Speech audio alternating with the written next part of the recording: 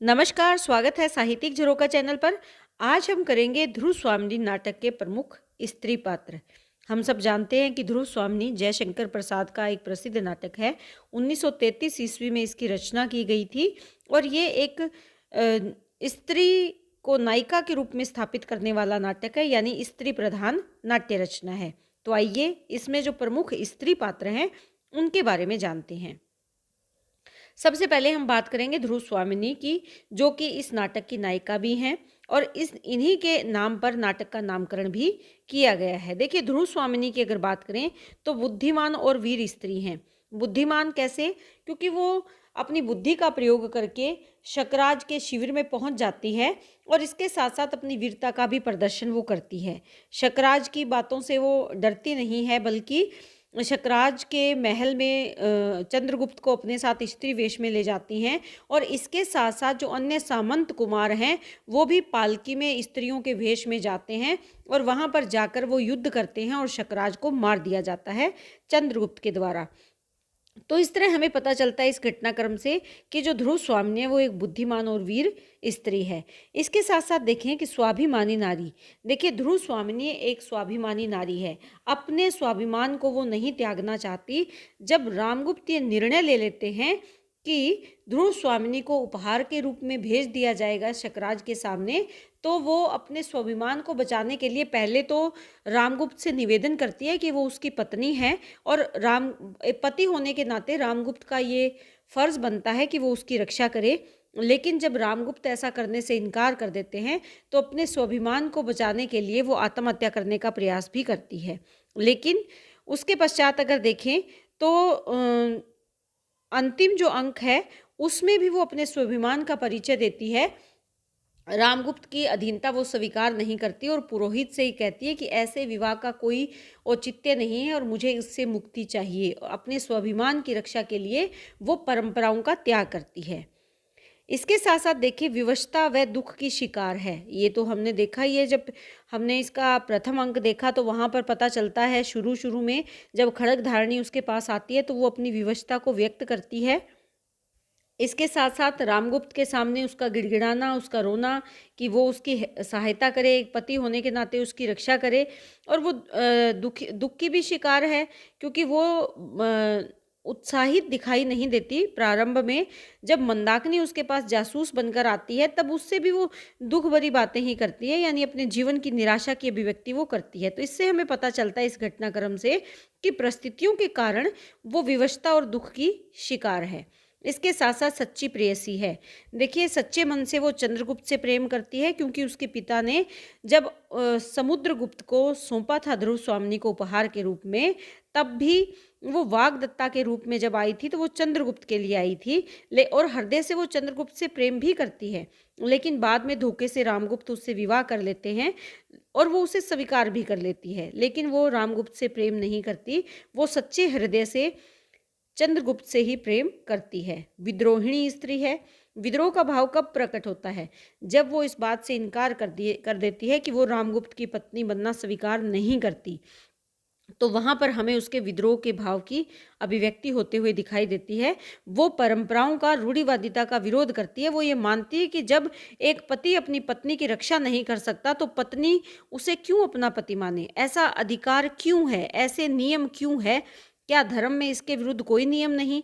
क्या धर्म हमें इनको ऐसे पति का त्याग करने का कोई आदेश नहीं देता?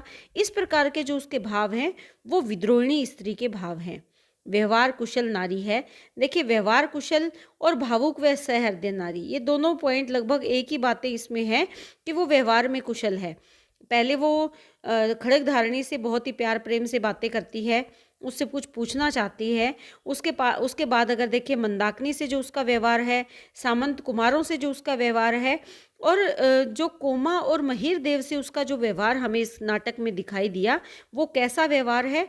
वो भावुकता से परिपूर्ण और सहृदय वाली नारी का ही व्यवहार है। तो इससे हमें पता चलता है कि ध्रुव स्वामिनी एक व्यवहार कुशल नारी है, भावुक हृदय है और उसके साथ साथ उसमें सहृदयता है, यानी दूसरों के प्रति जो प्रेम के भाव हैं। क्योंकि जब कोमा और महिर देव शकराज का शव लेने के लिए आते हैं तो वो उसे आज्ञा देती है। तो इससे हमें क्या पता चलता है कि वो भावुक स्त्री है। इसके बाद अगर देखें तो हम बात करते हैं मंदाकिनी की। देखिए, सबसे पहले तो आपको ये ध्यान में रखना है कि मंदाकिनी इस नाटक में एक काल्पनिक पात्र है, यानी इस नाटक में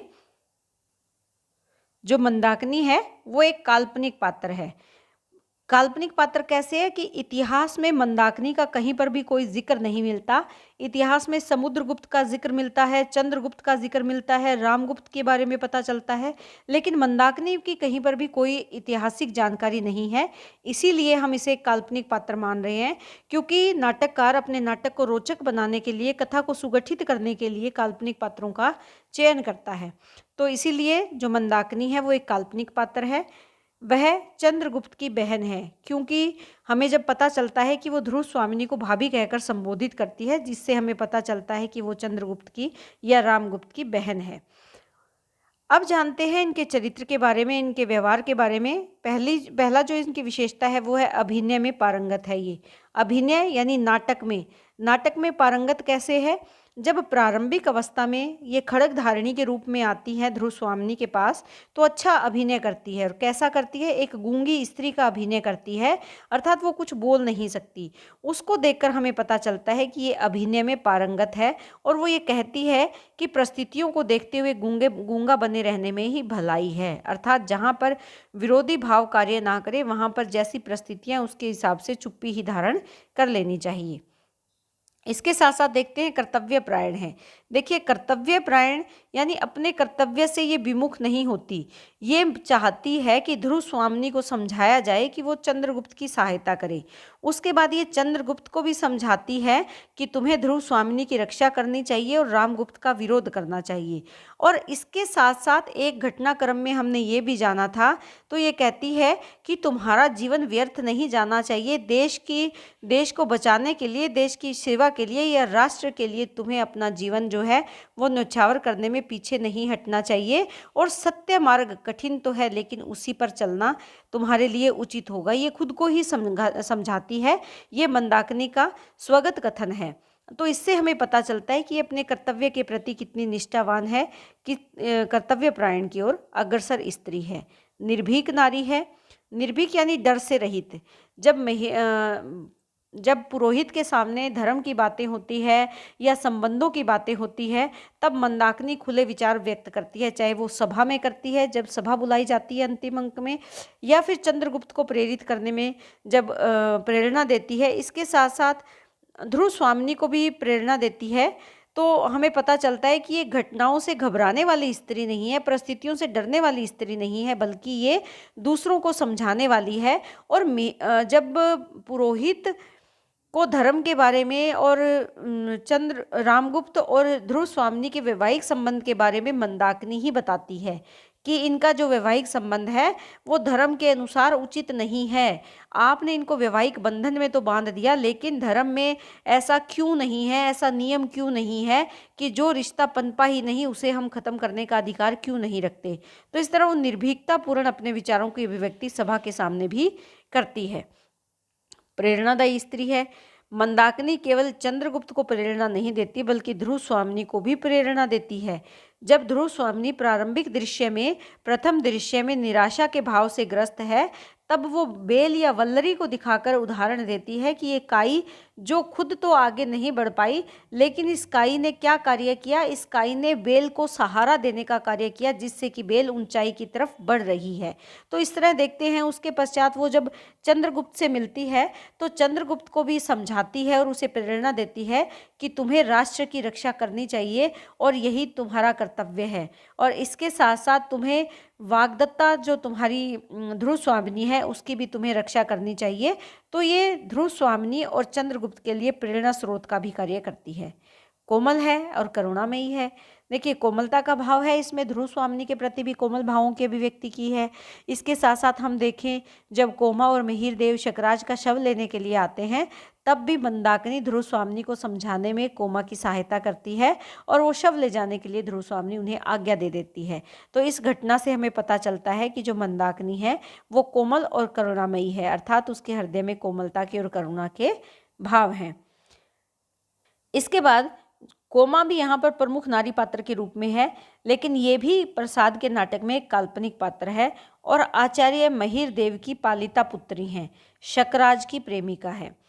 आइए अब इनके बारे में जानते हैं। देखिए, एक तो युद्ध विरोधी हैं, ये नहीं चाहती कि युद्ध किया जाए। अपनी झूठी राज्य की सीमाओं को विस्तृत करने के लिए या अपनी झूठी प्रशंसा करवाने के लिए युद्ध कोई मार्ग नहीं है, ऐसा कोमा मानती है। और ये चाहती है कि युद्ध से तो सिर्फ खून की नदियां ही बहेगी, कुछ दुश्मन के मारे जाएंगे तो हमारे भी मारे जाएंगे, अर्थात हमारे सैनिक भी मारे जाएंगे। इसीलिए ये युद्ध नहीं चाहती, शकराज को समझाती है, लेकिन शकराज इसकी बातें नहीं मानता। प्रकृति प्रेमी है। जब शकराज कोमा का त्याग कर देता है तो वो प्रकृति की गोद में या प्रकृति की शरण में जाना चाहती है। तो इससे हमें पता चलता है कि ये प्रकृति प्रेमी नारी है। त्याग और बलिदान की मूर्ति है। शकराज जब ध्रुव स्वामिनी को महल में रानी के रूप में लाना चाहता है, तब कोमा अपने त्याग और बलिदान का परिचय देती है। वो किसी बात का विरोध नहीं करती, वो सच्चे मन से शकराज से प्रेम करती है, लेकिन फिर भी वो उसका विरोध नहीं करती, बल्कि यही पूछती है कि महाराज अब मेरे लिए क्या आज्ञा है। अर्थात वो वहाँ से चले जाना चाहती है, शकराज को एकांत और अकेला छोड़ देना चाहती है, ताकि जब ध्रुव स्वामिनी के साथ वो रहे तो कोमा के कारण उसके जीवन में किसी प्रकार की कोई बाधा ना आए। इससे हमें पता चलता है कि वो त्याग और बलिदान की मूर्ति है। मर्यादित नारी है, अपनी मर्यादाओं में रहकर वो जीना जानती है।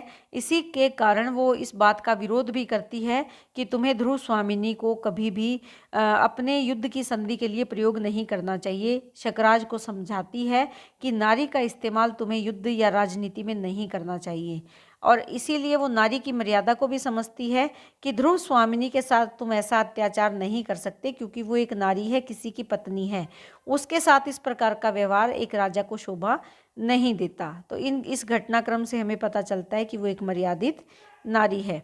उसके पश्चात है दार्शनिक एवं तार्किक विचारों से युक्त। देखिए, जो कोमा है वो महिर देव की पालिता पुत्री हैं, और महिर देव दर्शन शास्त्र से जुड़े हुए विद्वान हैं, इसीलिए कोमा के विचार भी दार्शनिक और तार्किक हैं। कोमा आत्मा, परमात्मा, जीवन, जगत, सत्य, इनके बारे में अपने विचार जो है वो इसमें व्यक्त करती है। इसके साथ साथ प्रेमी हृदय है। कोमा शकराज से सच्चा प्रेम करती है, और उसके प्रेम का सबसे बड़ा उदाहरण तब मिलता है जब शकराज मारा जाता है और कोमा बिना किसी डर के निडर भाव से शकराज का मृत देह, मृत शव, मृत शरीर लेने के लिए पहुंच जाती है। और क्योंकि उसे डर नहीं है, वो मौत से नहीं डरी, उसे पता है कि वो शत्रुओं के पास अगर जाएगी तो वो मारी जा सकती है, लेकिन फिर भी शकराज के प्रति जो उसका प्रेम भाव है, उसी के कारण वो शकराज का शव लेने के लिए ध्रुव स्वामिनी के पास पहुंच जाती है और अपने काम में सफल भी होती है। लेकिन रामगुप्त के सैनिक अंतिम क्षणों में उसे और महिर देव को मार देते हैं, यानी कोमा और महिर देव भी रामगुप्त के सैनिकों द्वारा मार दिए जाते हैं। लेकिन फिर भी वो प्रेमी हृदय है, शकराज से वो सच्चा प्रेम करती है। ये हमें जब हम दूसरा अंक करेंगे तो हमें उसमें अनेक संवादों से हमें पता चलेगा। कोमा के जो संवाद हम करेंगे उनसे हमें पता चलता है कि जो कोमा है वो प्रेमी हृदय नारी है। तो आज हमने ध्रुव स्वामिनी नाटक में जो प्रमुख नारी पात्र हैं उनके बारे में विस्तार से जाना। अब प्रश्न ये उठता है कि ये तीनों मैंने आपको एक साथ चरित्र चित्रण करवाए हैं, लेकिन पेपर में तीनों चरित्र चित्रण एक साथ नहीं पूछे जाएंगे, अलग अलग प्रश्न आएगा, और उम्मीद ये रहती है कि तीनों में से केवल एक ही प्रश्न पूछा जाता है, लेकिन तीनों ही बहुत महत्वपूर्ण हैं। अब इसकी शुरुआत ऐसे करोगे आप, सबसे पहले आप भूमिका लिखोगे। भूमिका में आप बताओगे कि जयशंकर प्रसाद का नाटक है ध्रुव स्वामिनी। नाटक की रचना 1933 ईस्वी में हुई। ये एक स्त्री प्रधान नाटक है, ऐतिहासिक नाटक है। इस नाटक में अनेक प्रमुख पात्र हैं, लेकिन उसमें ध्रुव स्वामिनी नायिका के रूप में अपनी महत्वपूर्ण भूमिका रखती है। आइए इसके चरित्र के बारे में विस्तार से जानते हैं। उसके पश्चात आप इन पॉइंट्स का प्रयोग करोगे और अंत में आप निष्कर्ष लिखोगे कि निष्कर्ष रूप से कहा जा सकता है कि ध्रुव स्वामिनी वास्तविक रूप में नाटक की नायिका के रूप में है, या नाटक की भूमिका में वो सही चयन इसका किया गया है या इस पात्र का किया गया है। इसी तरह से आप मंदाकिनी के बारे में बताओगे। पहले ये बताओगे नाटक किसने रचा, कब रचा गया, और नाटक में प्रमुख पात्र कौन कौन से हैं, और उसमें मंदाकिनी के बारे में फिर आप मंदाकिनी पे आ जाओगे और उसके चरित्र की विशेषताएं आप बताओगे। अंत में आप इसका निष्कर्ष लिखोगे। बिल्कुल इसी प्रकार से आप कोमा का चरित्र चित्रण भी लिखोगे। इसमें भी पहले आप भूमिका बनाओगे, भूमिका में आप नाटक के बारे में परिचय दोगे, उसके पश्चात प्रमुख पात्रों की बात करोगे और प्रमुख पात्रों में से आप कोमा को अलग निकाल लोगे कि कोमा का चरित्र चित्रण इस प्रकार है। और फिर आप इसके जो पॉइंट मैंने यहाँ बताए हैं आप उनको विस्तार दोगे और अंत में निष्कर्ष लिखा जाएगा। तो उम्मीद करती हूँ कि ये आपको बहुत अच्छे से समझ में आ रहा है। इसके साथ साथ मैं आपको ये भी बताना चाहती हूँ कि कुछ बच्चे बार बार ये प्रश्न करते हैं कि महत्वपूर्ण प्रश्न कौन से हैं पेपर की दृष्टि से, एग्ज़ाम की दृष्टि से। लेकिन मैं आपको ये कहना चाहूँगी कि ये डिपेंड करता है उस व्यक्ति विशेष पर जो आपका पेपर बनाता है। इसीलिए हमें अपने दायरे को संकुचित नहीं करना है, हमें इस पे विस्तार से सोचना है। कोई भी चीज़ ऐसी ना हो जो हमसे छूट जाए। इसका सबसे अच्छा उपाय यही होता है कि हम पुराने सालों के जो क्वेश्चन पेपर हैं उनको सॉल्व करें, उनके प्रश्नों को देखें कि उसमें किस प्रकार के प्रश्न आते हैं। इससे आपकी ये समस्या का समाधान हो सकता है। तो उम्मीद करती हूँ कि आप इसी प्रकार अपने पेपर की बहुत अच्छे से तैयारी करोगे। बहुत बहुत धन्यवाद।